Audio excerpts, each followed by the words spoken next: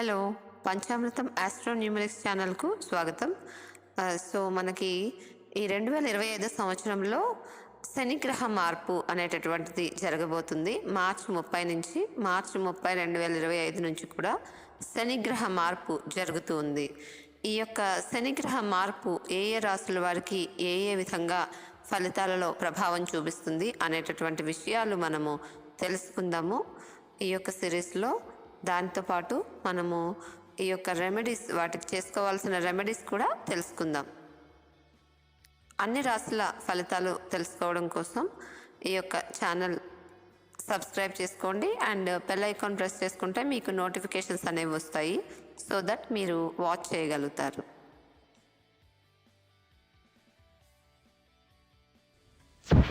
So తర్వాత మేషరాశి.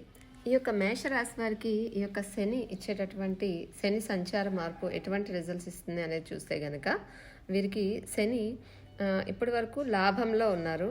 So March 29, 2025 సంవత్సరంలో మార్చ్ 29వ తేదీన రాత్రి 9:40 రాత్రి మీనరాశిలోకి ప్రవేశిస్తూ ఉన్నారు. అంటే ఈ యొక్క మేషరాశి వాళ్ళకి మీనరాశి అనేది 12వ స్థానం అవుతుంది. 12వ స్థానంలోకి ఎప్పుడైతే శని వస్తున్నారో, సో ఈ యొక్క శని మార్పు అనేటటువంటిది వీళ్ళకి ఏలినాటి శనిగా మనం చెప్పుకోవచ్చు. ఎప్పుడైతే మీనరాశిలో ప్రవేశించినటువంటి శని ఏలినాటి శని ఇస్తూ ఉన్నారో, 12వ స్థానం అనేది ఫస్ట్ ఫేజ్ అనమాట, మోక్ష స్థానము. శని యొక్క సంచారము 12వ స్థానము, 1వ స్థానము, 2వ స్థానము, ఇలాంటివి ఈ 3 అంటే 2.5 3 అంటే మొత్తం కలిపితే 7.5 సంవత్సరాలు వీరికి ఏలినాటి శనిగా ఉంటూ ఉంటుంది. సో ఇప్పుడు ఏలినాటి శని ఫస్ట్ ఫేజ్ అని చెప్పుకోవచ్చు. ఓకే, సో వీరికి ఇప్పుడు ఈ యొక్క 12వ స్థానంలో శని ఉన్నప్పుడు ఎలాంటి రిజల్ట్స్ ఇస్తారు అంటే గనక, అంటే ఎక్కువగా భయపడాల్సిన అవసరం లేదు. ఏలినాటి శని అనగానే మనకి ఎప్పుడైనా కానీ భయం అవసరం లేదు. ఎందుకు అంటే ఏలినాటి శని అనేది మనకి లెసన్స్ తెలుసుకుంటామన్నమాట. అంటే అది వస్తేనే మనుషుల్లో ఎక్కువగా ఎవరు ఎలాంటి వాళ్ళు, మనం ఇన్ని రోజులు ఇలాంటి వాళ్ళని మనము నమ్మామా, లేకపోతే ఇలాంటిది మనం తెలుసుకోకుండా ఇన్ని రోజులు ఇలా ఉన్నాం అనేటటువంటిది మనము తెలుసుకోగలుగుతాము. ఇవి లెసన్స్ అన్నమాట ఎక్కువగా శనికి. అంటే మనకి శనేశ్వరుడు కొత్తగా ఏవి మనకి తీసుకొచ్చి ఇవ్వరు కష్టాలు అనేవి.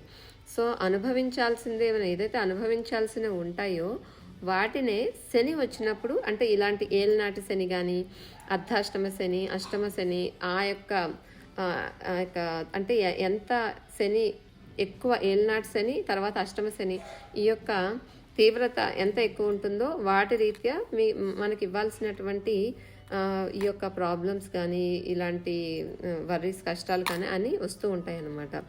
బట్ ఏంటంటే మనకి అనుభవించాల్సినవి ఆల్రెడీ అవి, కాకపోతే శని వచ్చినప్పుడు అవి ఇస్తూ ఉంటారు, శని మహాదశ కానీ అలాంటివి వచ్చినప్పుడు. బట్ ఏంటంటే ఇది ఒకసారి శని మహాదశ కానీ ఏలినాటి శని కంప్లీట్ చేసుకున్న వాళ్ళు ఇది ఇంకా మళ్ళీ వాళ్ళు ఆ తప్పుని రిపీట్ చేయరు. అంటే ఏంటి, ఒకసారి అందరి గురించి అర్థమయ్యి అంటే ఇలా ఉండాలి అనేటటువంటిది ఒక రకమైన కొత్త లెసన్ నేర్చుకునేటట్టుగా ఉంటారనమాట. అంటే ఫస్ట్ ఫేజ్లో ఒక టైప్ ఆఫ్ ఉంటాయి, సెకండ్ ఫేజ్లో ఒక టైప్ ఆఫ్ కష్టాలు, తర్వాత థర్డ్ ఫేజ్లో ఒక టైప్ ఆఫ్ కర్మ అనేది ఇస్తూ ఉంటారు. అన్ని కష్టాలే ఉండవు, అన్ని బ్యాడ్ కర్మే ఉండదండి, పాజిటివ్ కూడా ఉంటుంది ఏలినాటి శనిలో. అది వాళ్ళ బర్త్ చార్ట్ని బట్టి. ఇప్పుడు మీ బర్త్ చార్ట్లో కనుక శని మంచి స్ట్రాంగ్గా ఉండి ఎక్కువ అంటే మంచి స్ట్రాంగ్ పాయింట్స్ ఎక్కువగా ఉంటే శనికి, మీ అంటే ఏమంటారు స్ట్రెంగ్త్ ఎక్కువగా ఉండుంటే కనుక శనికి ఏలినాటి శని టైంలో అంతగా ఎక్కువ బ్యాడ్ రిజల్ట్స్ అనేవి రావు అనమాట. ఎప్పుడైతే బర్త్ చార్ట్లో కూడా శని మంచి ప్లేస్లో లేకుండా కొద్దిగా నీచపడి కానీ లేకపోతే స్ట్రెంగ్త్ తక్కువతో ఉన్నారో అప్పుడు ఈ యొక్క ఏలినాటి శని సమయంలో కూడాను ఎక్కువగా రిజల్ట్స్ బ్యాడ్గా ఇచ్చే అవకాశాలు ఉంటాయి. అండ్ ఆల్సో మహాదశను కూడా లెక్కించాల్సి ఉంటుంది. వారికి ఏ మహాదశ జరుగుతుంది, ఇప్పుడు మీకు ఏ మహాదశ జరుగుతుంది, ఏ అంతర్దశ జరుగుతుంది, దాన్ని బట్టి కూడా ఉంటుంది. మహాదశ అంతర్దశలో మంచి గ్రహాలవి జరుగుతూ ఉన్నాయనుకోండి, అప్పుడు ఈ యొక్క ఏలినాటి శని అనేటటువంటిది రిజల్ట్ ఇచ్చినా కూడా ఇది బ్యాలెన్స్ అయ్యి కొంచెం మామూలుగా న్యూట్రల్గా ఉంటుందన్నమాట. సో అది కూడా బ్యాడ్ ఉండి మహాదశ కూడా కొద్దిగా నెగిటివ్ ప్లానెట్స్దే ఉండి ఏలినాటి శని కూడా వచ్చినప్పుడు గోచార రీత్యా కూడా బాగాలేనప్పుడు 2 యాడ్ అవుతాయి అన్నమాట. కలిసి కొంచెం ఎక్కువగా వాళ్ళు కష్టపడే అవకాశం ఉంటుంది. సో అది కూడా మీ యొక్క date of birth, time of birth వాటిని బట్టి చూసుకోవాల్సి ఉంటుందన్నమాట. ఓకేనా? దాన్ని బట్టి మీరు ఎవరితోనైనా, మీకు తెలియకపోతే ఎవరితోనైనా చూపించుకుంటే సో అది తెలుస్తూ ఉంటుంది. ప్లస్ గోచారము 2 చూసుకొని ఎలాంటి రెమెడీస్ చేసుకోవాలి అనేటువంటిది చేసుకోవచ్చు. అండ్ అలర్ట్గా కూడా ఉండొచ్చు అనమాట. ఓకే, సో ఏలినాటి శని స్టార్ట్ అయినప్పుడు ఈ యొక్క మేషరాశి వారికి ఏ విధంగా ఉంటుంది అంటే, కొంచెం ఈ మేషరాశి వారికి కొంచెం లెంత్ ఎక్కువ ఉంటుంది వీడియో. ఎందుకంటే ఏలినాటి శని స్టార్ట్ అవుతుంది కాబట్టి కొద్దిగా వాళ్ళకి అంటే ఎలా ఉంటుంది ఏలినాటి శని అంటే కొంచెం ఎక్స్ప్లెయిన్ చేస్తున్నాం కాబట్టి. సో ఏంటంటే వీళ్ళకి ఏది మనీ రిలేటెడ్ కానీ ఏదైనా మధ్యవర్తిత్వంగా కానీ ఏమైనా సంతకాలు చేసేటప్పుడు ఓకే, అవి మీరు జాగ్రత్తగా చూసుకొని చేయాలి. అంటే 2కు 3 సార్లు చాలాసార్లు మీరు చెక్ చేసుకుని వెరిఫై చేసుకుని మాత్రమే చేయాలి. ఎవరిని గుడ్డిగా నమ్మకూడదు. ఓకే, సంతకాలు చేసేటప్పుడు అంటే లాసెస్ ఎక్కువగా సూచించే అవకాశాలు ఉంటాయి. ఎందుకంటే వ్యయస్థానంలోకి శని వచ్చినప్పుడు ఏలినాటి శని ఫస్ట్ ఫేజ్లో లాసెస్, అది ఎలాంటి లాస్ అయినా అవ్వచ్చు. ఓకే, అవి ఉండే అవకాశాలు ఉంటాయి. So mostly money related, relations related ఇలాంటివి కొద్దిగా దగ్గర సంబంధం అంటే మన దగ్గర వాళ్ళను కోల్పోవడం అలాంటివి కొద్దిగా కనిపిస్తూ ఉంటాయి. సో బట్ ఏంటంటే అది మీ జన్మజాతకాన్ని కూడా మనం చూడాలని చెప్పాను కదా. సో ఇలాంటివి ఎక్కువగా ఇచ్చే అవకాశాలు అయితే కనిపిస్తూ ఉంటాయండి. సో మీరు దీనికి రెమెడీగా తప్పనిసరిగా శని త్రయోదశులు వచ్చినప్పుడు కానీ శనివారం పూట మీకు వీలైనప్పుడు వెళ్ళి నవగ్రహ కోవెల్లో ప్రదక్షిణాలు చేసుకోవడము, వెంకటేశ్వరుని గుడిలో, ఈశ్వరుడి గుడిలో ఎక్కువగా ప్రదక్షిణాలు చేసుకోవడము, అలాగే శని త్రయోదశిలో కలిసి వచ్చినప్పుడు మీరు నువ్వుల నూనెతో అభిషేకాలు, ఓకే, బ్లాక్ కలర్ క్లోత్ అనేది శనికి ఆఫర్ చేయడము, లేదా ఎవరికైనా డొనేట్ చేసినప్పుడు ఎక్కువగా బ్లాక్ కలర్ సంబంధించినవి డొనేట్ చేయడం అలాంటివి చేసుకోవచ్చు. ఓకే, కౌ ఫీడింగ్ అనేది నార్మల్ కామన్గా చెప్పేది. ఎలాంటి గ్రహానికి రెమెడీ అయినా కూడా కౌ ఫీడింగ్, కౌ అంటే ఆవులకు తిండి ఫుడ్ ఇవ్వడం అనేటటువంటిది చెప్పుకోదగ్గ విషయం ఎక్కువగాను. సో అలాంటివి చేసుకోవచ్చు. బట్ ఓన్లీ డొనేషన్స్ ఇస్తే సరిపోతుందా అంటే, ఈ చేయాల్సినటువంటి శనిగ్రహానికి ఆరాధ్య దేవత అయినటువంటి ఈశ్వరుడికి, వెంకటేశ్వర స్వామికి కూడా చేసుకోవడం తప్పనిసరి అండి. ఓకే, సో ఈ విధంగా చేసుకుంటూ మీరు మీ యొక్క హార్డ్ వర్క్ చేసుకుంటూ ఉంటే గనక, అంటే అలర్ట్గా కూడా ఉండాలి ముందే. ఓకే, ఏలినాటి శనిలో ఉన్నాము కాబట్టి మనం ఇలాంటివి ఎక్స్పెక్ట్ చేయొచ్చు అంటే భయం కోసం కాదు, అలర్ట్నెస్ కోసం కొంచెం జాగ్రత్తగా ఉండాలి. ఎక్కువగా ఇన్వెస్ట్మెంట్లో తెలిసి తెలియకుండా చేయకూడదు. సంతకాలు చేసేటప్పుడు ఇంకొంచెం జాగ్రత్తగా ఉండాలి. ఇలాంటివన్నీ కూడా మీరు అలర్ట్నెస్ కోసమే ఎక్కువగా చెప్తుంటాం ఈ వీడియోస్ అన్నీ కూడా. అంతేగాని ఏదో వచ్చేస్తుంది భయపెట్టేసి దానివల్ల ఏం యూజ్ ఉండదు కదా, భయపెట్టడం అలాంటి వాటి వల్ల. సో భయపడడంలో కూడా యూజ్ లేదు, ఎందుకంటే అది ఇంకా ఎక్కువ చేస్తుంది అన్నమాట భయాన్ని. సో ఏంటంటే మీరు ఇదేమీ అంత పెద్ద ఇది కాదు, ఎవరికైనా ఏలినాటి శని వస్తుంది, అందరికీ వస్తుంది, ఎవరిని వదిలిపెట్టదు. సో ఏంటంటే మీరు అలర్ట్గా ఉండాలి. కొంచెం చేసే పనిలో హార్డ్ వర్క్ నిజాయితీగా చేస్తూ ఉండాలన్నమాట. లేదు అంటే మాత్రం మీకు తప్పనిసరిగా మీరు చేసిన తప్పే మీకు చూపిస్తూ ఉంటుంది అనమాట ఎఫెక్ట్. ఓకే, సో ఈ విధంగా ఉంటుంది మేషరాశి వారికి. సో మంత్లీ రిజల్ట్స్లో, మంత్లీ ప్రొడిక్షన్స్లో కనుక మీరు చూసుకొని ఏ గ్రహాలు ఎలా ఉన్నాయని చూసుకొని మీరు దాన్ని బట్టి కొత్త ప్రాజెక్ట్స్ ఏదైనా స్టార్ట్ చేసినప్పుడు, కొత్తవి ఏమైనా చేసినప్పుడు మీరు చూసుకోవచ్చు. ఆ రెమెడీస్ మిగతా గ్రహాలకు కూడా చేసుకోవచ్చు. సో ఈ విధంగా ఉంటుంది మేషరాశి వారికి. రెమెడీస్ చేసుకోండి, బాగుంటుంది. శుభం. శని దోష నివారణ పరిహారాలు. శని దోషం ఉన్నవారు ఎవరైనా అంటే అర్ధాష్టమ శని, అష్టమ శని, ఏలినాటి శని, కంటక శని ఇవి ఉన్నవారు శివుడిని, హనుమంతుడిని పూజించాలి.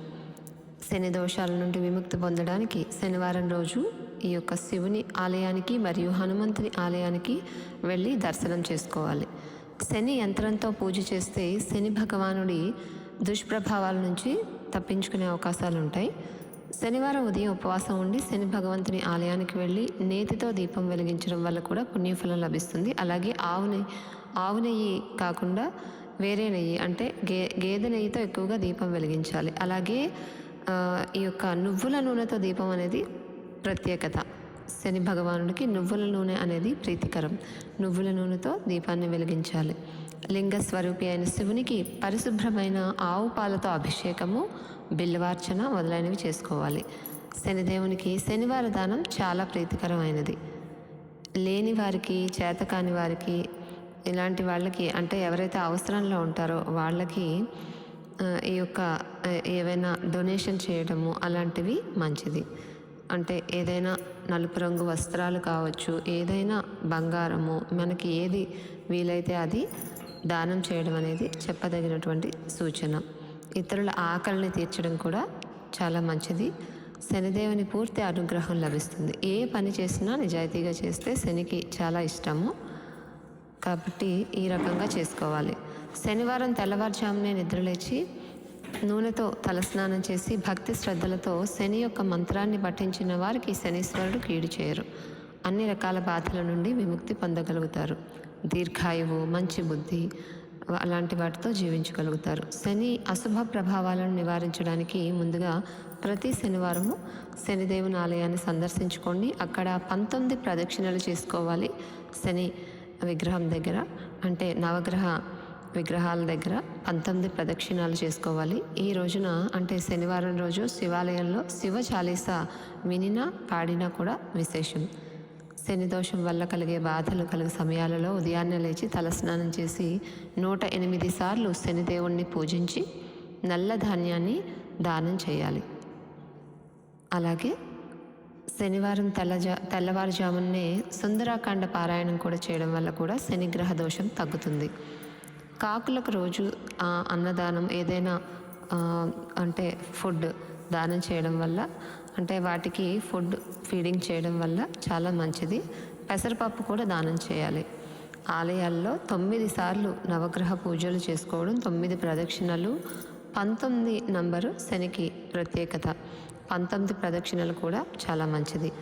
నీలి రాతి ఉంగరం అంటే నీలి రంగు ఉంగరము నవగ్రహ ఉంగరం అనేటటువంటిది నవరత్నం ధరించడం మంచిది. శని దోషం వల్ల కలిగే బాధలు కలిగే సమయాల్లో 108 సార్లు శనిదేవుని మంత్రాన్ని చదువుకొని నువ్వులను దానం చేసుకోవాలి. అలాగే నల్లని ఒత్తి వేసి నువ్వుల నూనెతో అక్కడ దీపం పెట్టడము శని విగ్రహం దగ్గర చాలా ప్రత్యేకత. ఈ విధంగా చేసుకోవటం వల్ల శనిగ్రహం యొక్క దుష్ప్రభావాలు అంటే శని మనకి ఎవరికైతే అర్ధాష్టమ, అష్టమ, ఏల్నాటి శని అంటే 12వ స్థానము, 1వ జన్మ రాశిలోను, ద్వితీయ స్థానంలోను ఉన్న శని ఎక్కువగా దుష్ప్రభావాలు ఇచ్చే ప్లేసెస్ కాబట్టి అటువంటి సమయాల్లో ఎక్కువగా ఈ యొక్క దోష నివారణ చేసుకోవడం చాలా మంచిది. అలాగే ఎవరికైతే వారి జన్మ జాతకంలో శని శత్రుక్షేత్రాల్లోనూ డెబిలిటేటెడ్ ప్లేసెస్లో ఉంటారో అంటే శత్రుక్షేత్రాల్లో ఉండటము, స్వక్షేత్రాల్లో లేకుండా వేరే ప్లేసెస్లో ఉంటే అవి మంచి ఫలితాలు ఇవ్వవు కాబట్టి అటువంటి సమయాల్లో కూడాను ఇటువంటి దోష నివారణ చేసుకోవడం వల్ల దోష నివారణ శాంతి జరిగి చెడు ఫలితాలు తగ్గుతాయి. ఈ యొక్క శని మంత్రాన్ని ఒకసారి మీకు చదివి వినిపిస్తాను. ఈ మంత్రాన్ని మీరు ప్రతిరోజు లేదా ప్రతి శనివారము 19 సార్లు లేదా 9 సార్లు పఠించుకోండి. నీలాంజన సమాభాసం రవిపుత్రం యమాగ్రజం ఛాయా మార్తాండ సంభూతం తం నమామి శనైశ్చరం. ఇది శని నవగ్రహ మంత్రం. ఈ మంత్రాన్ని మీరు 9 సార్లు లేదా 19 సార్లు ఈ విధంగా ఈ మంత్రాన్ని పఠించుకోండి. ఆ తర్వాత శివుని మంత్రాలు పఠించుకోండి. చాలా మంచిది. శుభం.